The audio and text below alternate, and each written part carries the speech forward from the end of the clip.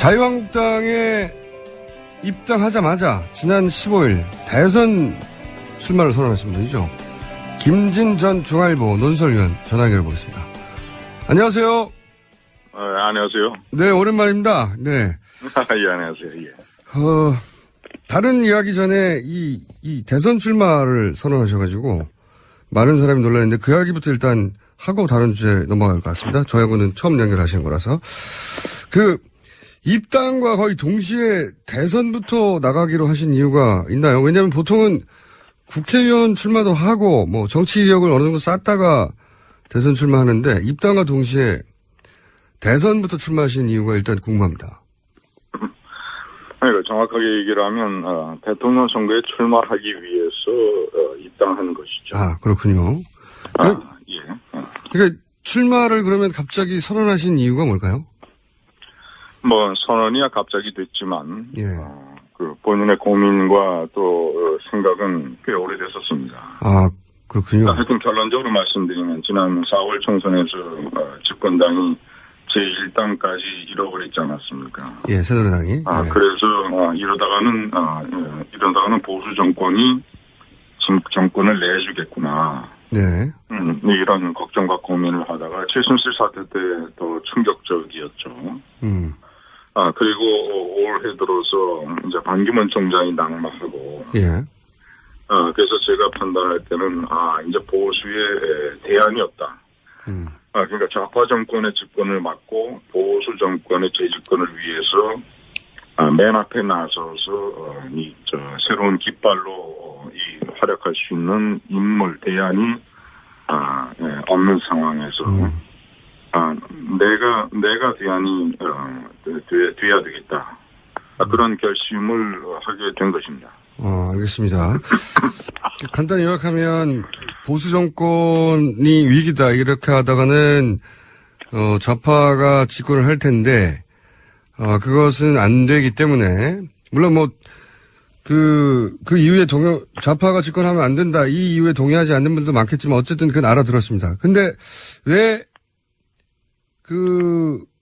본인이 하필 대통령이 돼야 되는 거죠? 정치인이 많지 않습니까? 그러니까 우파가 집권해야 된다. 그건 알겠는데 그게 왜 김진이어야 하느냐 이 대목을 좀 설명해 주십시오. 근데 이번에 굉장히 보수 입장에서 봤을 때는 비상시국입니다. 그러니까 좌파 정권을 막고 자유한국당의 정권을 다시 한번 달라고 유권자에게 호소하기 위해서는 저기 위원님 아까 따각따각 소리가 들리는데 혹시 핸드폰 이어폰으로 쓰십니까? 아닙니다. 지금은 어떻습니까? 좋습니다. 예, 말씀해 주십시오. 예. 네. 이어폰은 안 쓰고 있고요. 그리고 여하튼 다시 한번 정권 달라고 호소하기 위해서는 이 보수가 잘못된 거. 예. 예를 들면 무능하고 부실한 거, 그리고 최순실 사태의 잘못, 기타 이 패거리 의식, 그리고 패권주의 이 다툼, 이런 보수의 잘못을 대대적으로 기억을 해서. 예. 새로운 보수를 유권자 앞에 내놔야 되는데. 새로운 보수. 그런 개혁 작업은 과거의 잘못된 정치에 깊숙이 연관되어 있는, 예를 들면 다선 의원이라든가 또 여러 번 출마를 한 사람이라든가 하여튼 현재의 보수 정치권에서 중요한 역할을 담당하고 있는 사람들, 기존의 정치인들은 현실적으로 그런 개혁 작업을 할 수가 없습니다. 과거 잘못에 대한 책임도 있을 뿐더러 또는 현실적으로 여러 가지 이렇게 얽힌 게 많기 때문에 아니 어쨌거나 탄핵 소추 사태나 이런 것들이 기존 정치의 실패를 증명하는 거 아닙니까? 그러면 기존의 이 잘못된 과거 정치로부터 100% 자유로운 새 인물. 새 인물이 제가 자유한국당뿐만 아니라 여야 대통령 선거판을 통틀어서 유일한 뉴페이스 새 인물입니다. 완전한 새 인물이시죠. 그래서 새 인물이 이런 대대적인 개혁 작업을 주도를 해서 새로운 보수 개혁 프로그램을 유권자에게 내놓고 호소를 해야 정권을 재창출할 수 있다. 그래서 지금 무슨 정치 경험이 있느냐, 선거 출마 경험이 있느냐 없느냐 이런 거는 결코 중요하지 않습니다. 국정의 주요 문제에 관해서 어떤 문제의식을 가지고 있고 대안을 가지고 있느냐, 그리고 그동안 현실적으로 정치권 밖의 영역에서 어떤 활동을 해왔느냐. 이것이 중요한 거지. 지금 선수가 무슨 중요한, 선수나 지명도나 이런 것들은 저는 뭐 별로 중요하지 않다고 생각합니다. 그 기득권 정치에 얽히지 않아야 개혁을 할 수 있다. 이해가 갔습니다. 근데 이제 기득권 정치에 얽히지 않은 인물도 많지 않습니까? 뭐, 예를 들어서 제 눈앞에 있는 PD나 엔지니어도 기득권 정치에 얽히지 않은 사람들인데, 그렇다고 해서 기득권 정치에 얽히지 않았다는 이유만으로 대통령을 뽑아달라고 하지는 않거든요. 그러니까 새 인물이어야 한다. 여기까지 이해가 가는데 그 새 인물이 왜 김진이어야 하느냐. 요걸 좀 설명해 주셔야. 그 새 인물도 예. 무조건 정치권에 얽히지 않았다고 해서 대선에 도전하는 것은 무모한 일일 겁니다. 그렇죠. 예. 근데 저는 제가 제 자신을 판단할 때는 준비된 새 인물이다. 준비된 새 인물. 예. 네, 준비된 새 인물. 김대중 대통령이 준비된 대통령이란 구호를 쓰지 않았습니까? 예. 그리고 박근혜 후보가 준비된 여성 대통령이란 구호를 썼는데 예. 저는 한마디로 준비된 새 인물이다. 왜냐? 제가 32년 언론인 생활 중에서 20여 년을 정치부 기자를 했고 예. 그중에 또 10년을 정치 담당 논설위원을 했습니다. 예. 제가 20여 년 정치부 기자를 하면서 10명의 대통령을 겪었는데 이승만 박정희 대통령은 제가 간접적으로 취재를 해서 책도 썼고 전두환 대통령서부터 박근혜 대통령까지는 그 정권을 제가 직접 취재하고 겪었습니다. 예. 그래서 저는 어떤 대통령이 어떻게 해서 성공했고 존경을 받고 있으며 어떤 대통령들이 어떤 부분에서 잘못을 해서 실패를 기록했느냐를 제가 체험한 사람이에요. 가장 가까이서.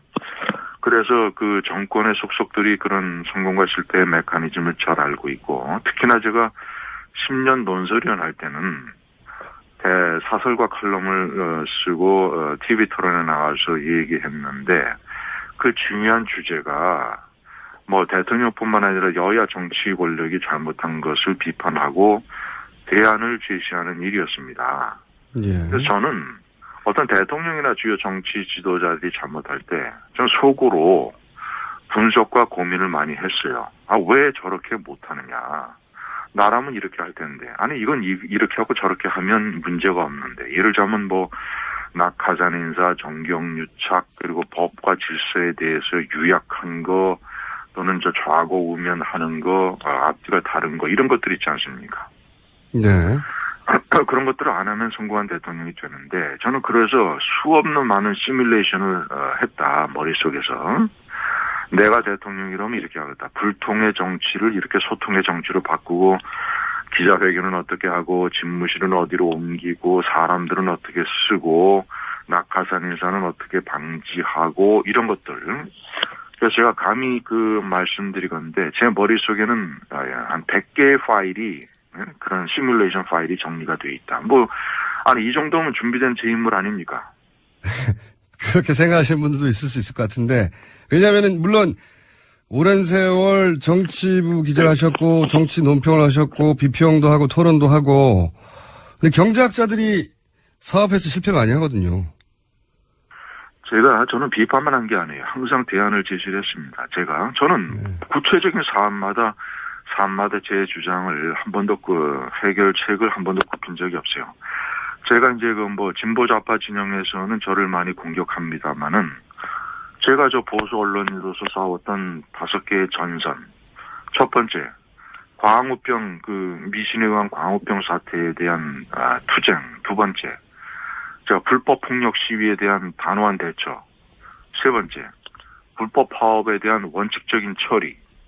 네 번째, 이 좌편향 역사 교과서, 이 김대중 노무현 교과서로 되어 있는 좌편향 역사 교과서에 대한 분석과 대안 제시. 다섯 번째, 사드 미사일을 왜 배치해야 되며 왜 국가안보에 중요한 이 모든 이른바 전선에서 저는 신문 칼럼이나 TV 토론을 통해서 한 번도 제가 이런 거를 회피한 적이 없어요. 물러선 적이 없습니다. 그리고 비판만 하지 않냐고 제가 생각하는 대안을 제시를 했어요. 알겠습니다. 그렇지 않습니까? 예를 들면 경제학자가 경제부총리를 맡는다. 꼭 자기가 생각하는 이론이나 자기의 평상시의 구상을 경제부총리가 돼서 실천하는 거죠. 네. 그 실천할 수 있는 기회를 갖는 것조차 비판할 이유는 없지 않습니까? 물론이죠. 예. 기회를 나한테 달라고 주장은 할 수 있습니다. 근데, 좀 궁금하긴 합니다, 솔직히.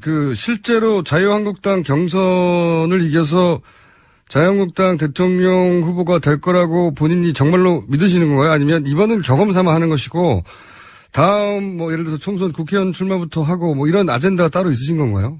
저는 경험 삼아 출마하지 않았습니다. 제 나름대로 치열한 고민과 예. 치밀한 계산으로 출마를 했어요. 자, 김앵커 어떻게 되냐면 앞으로. 예. 지금 근데 한 가지만 더요. 본인이 이 치열한 경선에서 이길 거라고 경험 삼아 나온 게 아니고 꼭 이길 거라고 믿으시는 근거가 뭔가요? 그러니까 근거를 지금 말씀드립니다. 예, 근거를 알려주십시오. 가장 중요한 게 경선 룰입니다. 경선 룰이요? 예. 지금 자유한국당은 경선 룰을 아직 정하지 않았어요. 예. 좀 준비를 하고 있습니다. 네. 근데 어떤 식으로 대충 논의들이 많이 진행이 되냐면, 자, 원칙은, 첫째는, 더불어민주당에서 하는 한 200만 국민 선거인단 있지 않습니까? 네. 이런 것은 아마도 불가능할 것이다. 예. 그거는 자금도 엄청 많이 들고, 또 시일도 촉박하고 해서, 그리고 중요한 것은 당원들의 투표권을 대폭 보장하는 것이다. 예? 네. 일반 당원 또는 책임 당원, 대의원, 이런 당원들, 당의 대통령 후보를 뽑는 것은 원래는 당원들이 하는 것이 원칙적으로 맞다. 당원들이 당의 주인인데, 예. 우리 당의 대통령 후보를 뽑는 것을 사실상 왜 국민에게 맡깁니까? 근데 어쨌든 그런 것이 어떻게 본인에게 유리하게 작용하는 거죠? 예. 당원들이 되면, 지금 일부 여론조사 지지율이 언론에 보도가 되는데요. 예. 일반인들이 하는 여론조사 지지율이라고 하는 것은 지명도, 인지도, 이름이 얼마나 알려졌느냐, 이런 것이 크게 영향을 받습니다. 예.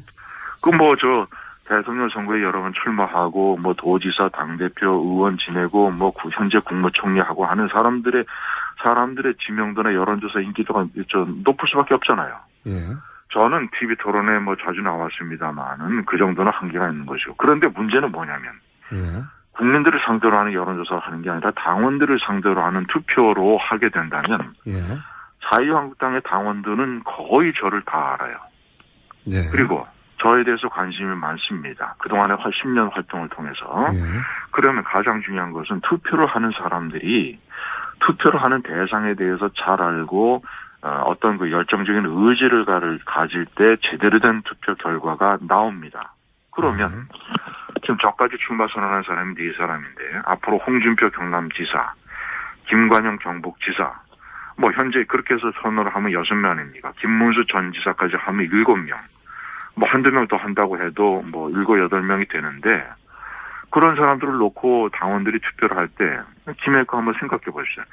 김앵커가 당원이라면, 네. 어떤 기준을 가지고 투표하겠습니까? 어떤 기준을 가지고. 예를 들어서, 자기가 속한 지구당의 국회의원이나 당협위원장이 저 사람 좋으니까 저 사람 찍으라고 한다고 찍겠어요? 그리고, 저 사람은 여러 번 출마했으니까, 그리고 저 사람은 총리니까, 그리고 저 사람은 현행 도지사니까, 그런 기준으로 김앵커가 당원이라면 찍겠습니까? 그런 기준으로 아니죠. 찍지는 않겠지만 그렇다고 토론회에 많이 나왔다거나 언론사의 간부였다고 찍지도 않을 것 같은데요. 아니, 그런 이유로 찍는 게 아니라 당원들은 어떤 이유로 찍느냐. 어떤 사람이 그동안의 경력에서 이 보수적인 가치를 지키기 위해서 일을 했고, 그리고 어떤 사람이 우리 당의 대통령 후보가 돼야 본선에서 이겨서 좌파 정권을 막을 수 있겠느냐. 본선 경쟁력을 중요하게 생각할 거 아닙니까? 그러니까 본선 경쟁력이 본인이 높다고 주장하시는 거의 핵심을 말씀해 주셔야 사람들이 설득이 될 것 같은데. 그러니까요. 같은 질문 계속 드리는 건데. 예. 제 얘기가 아니라 당원들 얘기입니다. 당원들이요? 당원들이 말이죠. 우선은 첫째는 보수의 개혁 보수의 이미지가 있어야 된다. 그러려면 새 인물이어야 된다. 새 인물. 근데 새 인물이라고 해서 무슨 정치권에 몸담지 않았던 연예인이나 학자 이런 사람이 아니라 하여튼 10년 동안 정치를 공부한 사람. 그리고 10년 동안 아까 제가 말씀드린 5개의 전선에서 본인의 투쟁을 증명했던 사람. 그리고 이 새 인물이 아까도 이런 비상시국의 정치판에서는요, 항상 난세에는 새 인물을 사람들이 대망합니다. 알겠습니다. 그러면. 자, 저희가 아무래도 한 번 더 연결해야 될 것 같습니다. 사실은 현안들 여쭤보려고 그랬는데, 예, 출마 선언을 하신 분이라서 그 얘기를 하다 보니까 이야기 길어졌어요. 오늘은 그 현안에 대해서 한 가지만 여쭤보고, 저희가 조만간 다시 한번 연결하겠습니다. 예, 하실 얘기가 많으신 것 같으니까, 이거 한 가지만 여쭤볼게요. 박근혜, 가장 중요한 핵심인 것 같아서, 박근혜 대통령이 탄핵되어야 합니까? 아니면 탄핵 사유가 안 되는 겁니까? 저의 입장은 저는 헌법재판소의 결정을 기다린다는 겁니다. 예, 물론 그렇긴 한데. 왜냐? 예. 국회가 탄핵 소추한 이유가 헌법 위반 5개, 법률 위반 8개입니다. 예. 사안 하나하나마다 별도로 기소를 해서 재판을 해도 사실관계를 명확하게 규명하기가 굉장히 복잡한 사건이에요. 예. 그런 사건을, 예를 들자면, 헌법재판관들도 2달 넘게 심리를 해서 결정을 할 수 있는 사안을, 어떤 현재 근거로 제가 교통방송, 청취자께, 이거는 이래서 이래야 되고 저건 저래서 되고 저래야 된다라는 거 얘기할 수 있는 근거가 저는 솔직히 부족하다. 그래서 저는 헌법재판소의 결정을 기다린다는 입장입니다. 너무 복잡한 사안이어서 헌재 판결에 어떤 결과가 나와도 승복하겠다 이런 입장이신 거군요. 말하자면. 그럼 당연히 우리 사회가 승복해야 되는 것이고. 예, 승복은 승복인데 본인만의 결론은 없으십니까? 이게 탄핵할 만한 사유도 아니다? 저는 그런 결론을 내릴 만큼 13개의 사안에 대해서 지금 정보가 없어요. 사실관계가. 정치를 20년 사실관계를 모르는데 어떤 판단을 내립니까? 오랜 세월 정치를 분석하셨던 분으로서는 입장이 있을 수 있지 않습니까? 아니, 입장과 어떤 어떤 선호도, 입장, 감정, 이런 것 가지고 얘기하기에는 너무 중대한 문제 아닙니까? 우선 저는 언론이 가장 중요하게 생각하는 것은 사실관계입니다, 사실관계. 그 사실관계에 대한 내 정확한 진위를 제가 모르기 때문에 내가 헌법재판소나 검사나 변호인이라면 얘기할 수 있겠지만, 그거를 자세한 내용을 모르는데 어떻게 얘기합니까? 알겠습니다. 시간이 아쉬운데요. 저희가 조만간 꼭 연결할 테니까 나머지 입장을 그때 들어보기로 하고요. 출마 변도 더 들어봐야 되겠네요. 예. 그리고. 예. 박근혜 대통령 탄핵에 관해서는 헌재 판결을 수용한다. 예. 어떤 결과이든. 예. 여보세요? 예, 오늘은 여기까지 하겠습니다. 다시 연결하겠습니다. 감사합니다. 네, 감사합니다. 근데 이번에 굉장히 보수 입장에서 봤을 때는 비상시국입니다. 그러니까 좌파 정권을 막고, 자유한국당의 정권을 다시 한번 달라고, 유권자에게 호소하기 위해서는. 위원님. 아까 따각따각 소리가 들리는데 혹시 핸드폰, 이어폰으로 쓰십니까? 아닙니다. 지금은 어떻습니까? 좋습니다. 예, 말씀해 주십시오. 예. 네. 이어폰은 안 쓰고 있고요. 그리고 여하튼, 다시 한번 정권 달라고 호소하기 위해서는 이 보수가 잘못된 거. 예.